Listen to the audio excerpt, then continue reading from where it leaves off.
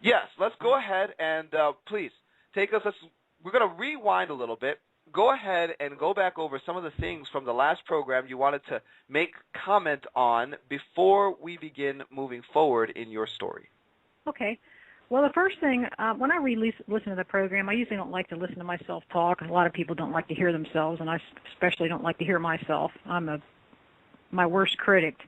And I always think about something I should have said or shouldn't have said, but most of the time it's what I should have said, and there's so much I could say. But one thing I think I need to mention here is that when I was speaking about the satellite Sputnik that was launched, I think it's 1957, and how I knew much of the plan at that age when I was only 4 years old, that I found out later I'd never heard throughout my life the term Project Bluebeam, but I heard of it later and discovered by looking into what Project Bluebeam was. It's exactly what was described to me when I was 4 years old.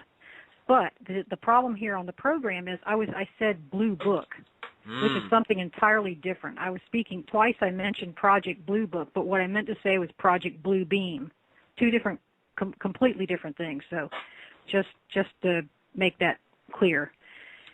And also, I wanted to mention that on the last program, I was speaking about people that were praying for me and how I was thankful for the times that people have prayed for me, and that it's like the sky was completely clear for me in my mind and my life. It was the difference of darkness, or night and day. When often I didn't know somebody was praying for me, and something would clear, and I'd find out that somebody had been praying for me. One of the people that used to pray for me, and first time I ever found out when things cleared for me, this happened 2 times. I wanted to mention that person. I almost did, and I wished even after the program I'd mentioned the name of this person. And now especially I wished I'd mentioned it, because a week later to that day, he was murdered. And his name is, it's John Boncourt is his English name. He was a Mohawk Indian. His Mohawk name is Dakajawea, which means splitting the sky.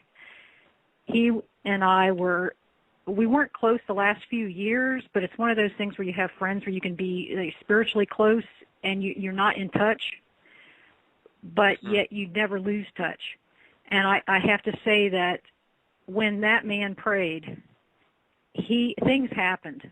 I mean, things definitely happened, and he is one of the greatest men that I've ever known. He's somebody that should definitely be in history books. So I encourage everybody to look up about Dakajawea, splitting the sky. His history is just phenomenal. It's too much to go into, especially on this program, but just a wonderful person. Also, he's one that knew of the spiritual mission. The only person I have met in my entire life that knew the mission the way I knew, and like the knowledge from the heavenlies that I mentioned on the very first program. And when I've met him, it's just tears came to my eyes when I realized he was speaking about what I knew about. No doubt this man played an important part in our lives. And when you look into who he is, you'll see what I mean. Just a fraction, if you learn a fraction about what this man has done in his life, and you'll see how phenomenal it is. And then it's just a facet of the person he is and was. So, and also remember to keep him with his family in prayer, and don't let his life's work go down the tubes. But if you want to look into who he is, he has a blog spot, or had a blog spot. A very good friend of his has kept that up, and that is splittingthesky.blogspot.com. Splitting with the 2 T's, splitting the sky. Awesome. And I know that you sent me a song which is really kind of like a poetry by him, which is, as long as time permits, we will be playing at the end of the program as sort of like a tribute to him.